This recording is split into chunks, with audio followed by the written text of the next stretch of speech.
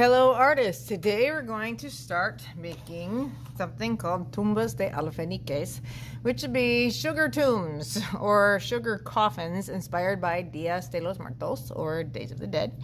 And you'll get a chunk of clay, whatever shape it starts out in. We need to turn this into a rectangle. It cannot be super skinny. We need it to have some thickness so we're able to have a lid on this box and able to put a skull inside, not the whole body. So I'm going to start by gently tapping it on my cloth. Try to picture the rectangle in your mind when you do this. We're going to give it some nice sides.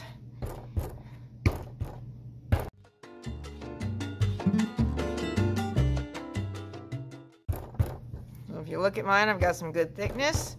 If it's a little uneven, like taller on one side than the other, then we'll just emphasize hitting that side a little more, or hitting that end a little more. And then if you have big cracks and things, we can always take it and massage with your finger, and that can smooth those over.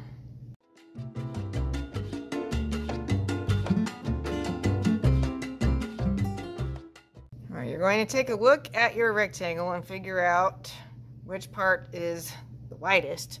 And that's the part that will end up being the top. And I have very good thickness on this box. Then you will see me. I'm going to take my wire and slice.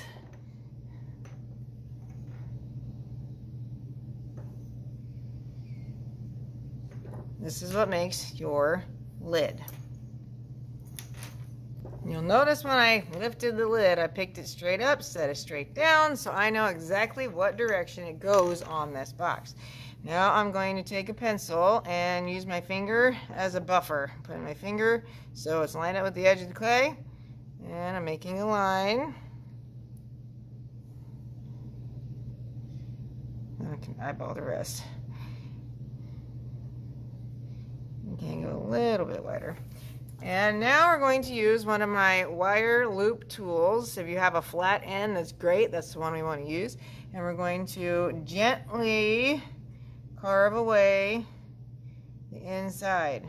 I'm doing it in little layers at a time. You are not going to take this and shove it all the way down. All that will do is break my tool.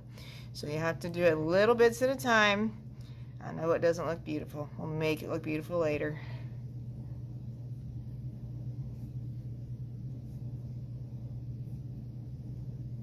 And notice that as I'm carving, I'm putting the extra chunks in one ball together. This helps them stay moist longer. We're going to need this for your decoration and for your skull. And kids ask, how deep do I go? Well, when you think you're getting too close to the bottom, we stop and pick it up. If you can put your finger underneath the box and wiggle it, and you see your finger on the inside, that means you went too far. And I will come around and check your work and check your depth to see if you can go a little more or if you need to stop. And if you accidentally go too far, it is fixable. We just take some of your extras and put them back on the inside. Once you are done carving the inside, I know it looks kind of sketchy, it looks really rough. I can take some water and just get my finger a little wet and kind of massage the inside. I'm not trying to make a lake in here. And this will help smooth out those rough edges inside my box. Trying to not change the shape of the outside. Now we're going to recheck the shape. So set the lid on top. If the bottom and the top are different sizes, if the bottom is bigger, we don't smash the top. We take the bottom and press it back to where it needs to be so it's matched up with that lid again. We are all going to have a piece of plastic that we lay on the box, and we're going to set your lid on top. And one thing we really don't want to forget is the very bottom of your box is the side that's going to get your name. We just write it in with a pencil. Your extras will go on top of the box, and they all come to see me, and we will continue next week.